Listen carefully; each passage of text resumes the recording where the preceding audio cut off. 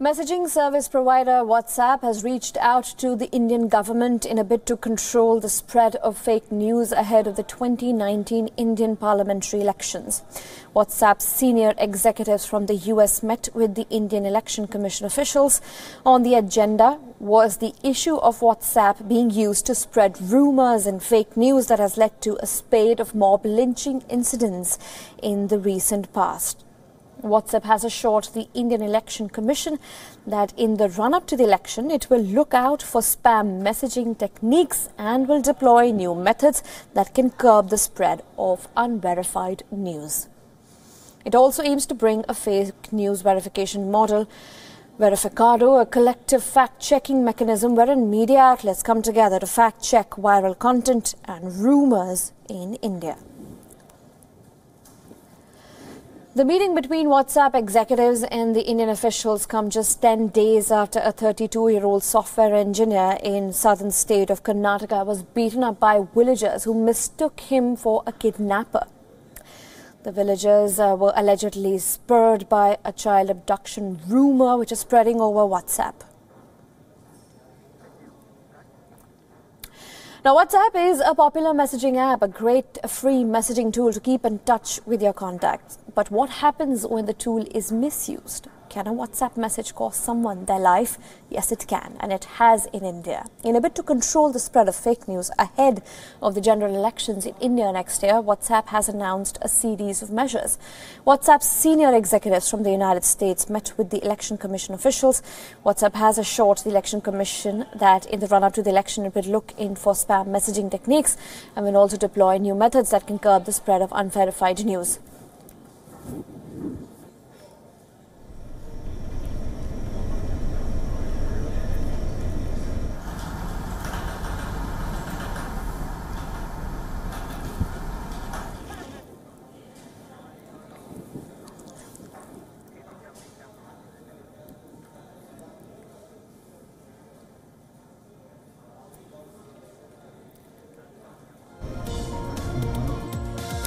WhatsApp plans to enforce a forwarding limit on messages. With a limit of 5 chats, WhatsApp will disable the forward option. They will also remove the quick forward option that allows users to send photos and videos rapidly for its Indian users.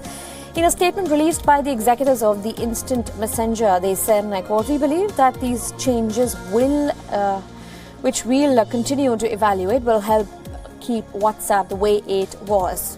Designed to be a private messaging app.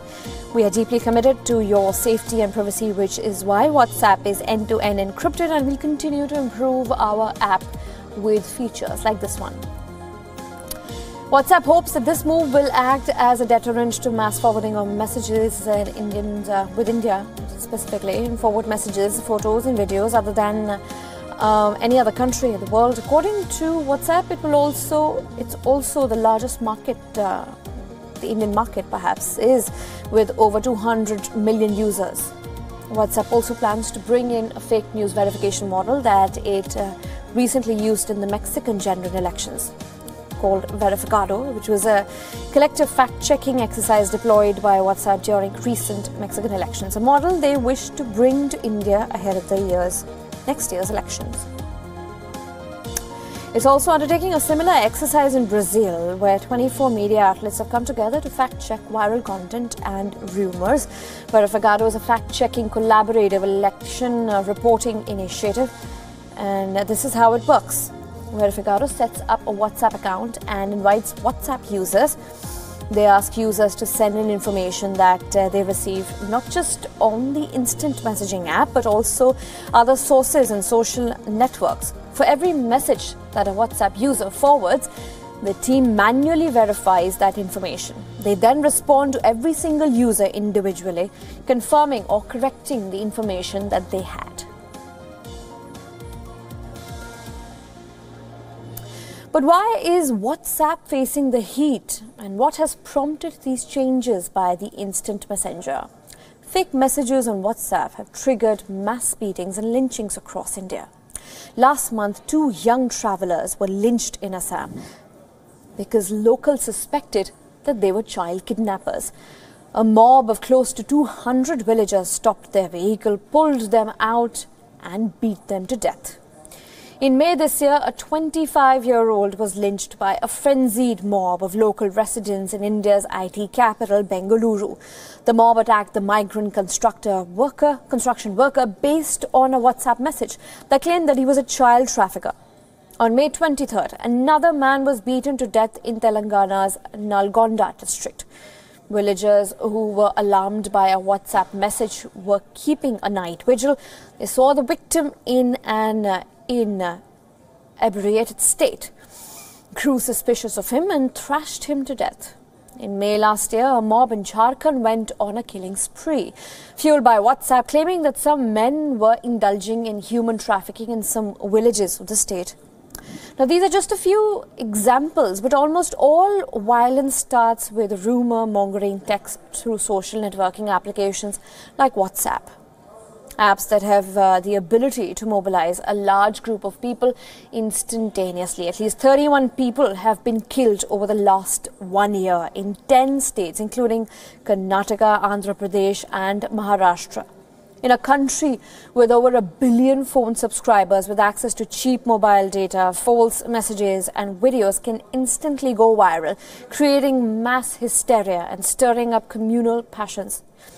So what has the Indian government done so far to tackle this burning issue? WhatsApp's move to limit forwarded messages come after Indian government's warning earlier this month to stop circulation of irresponsible and explosive messages filled with rumors and provocation. The Indian government also sent a second notice to WhatsApp just yesterday, asking it to come out with effective solutions to curb the menace of fake news. The notice served by India's Information and Technology Ministry said that messaging mediums used to spread fake news could face legal action if they remained mute spectators.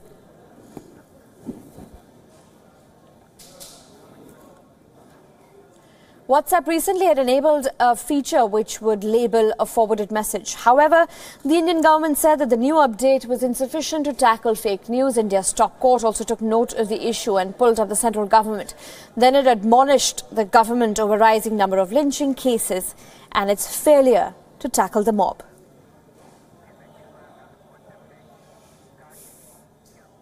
Both the Indian government and WhatsApp have been working to curb the menace, but it is easier said than done, and here's why. Like Facebook, there is no way to flag an inappropriate or false message on WhatsApp. That's because the messages on WhatsApp can only be read by the sender and the receiver through end-to-end encryption, which means there is no way for WhatsApp to monitor what is shared and by whom. If WhatsApp doesn't start tracking your messages, it would mean compromising on the privacy that WhatsApp offers at the moment. Also, the new move of removing the quick forward button won't really act as a deterrent. If the intention is to mobilize people for a cause the sender believes is right, he or she will do so irrespective of whether there is a shortcut for it or not.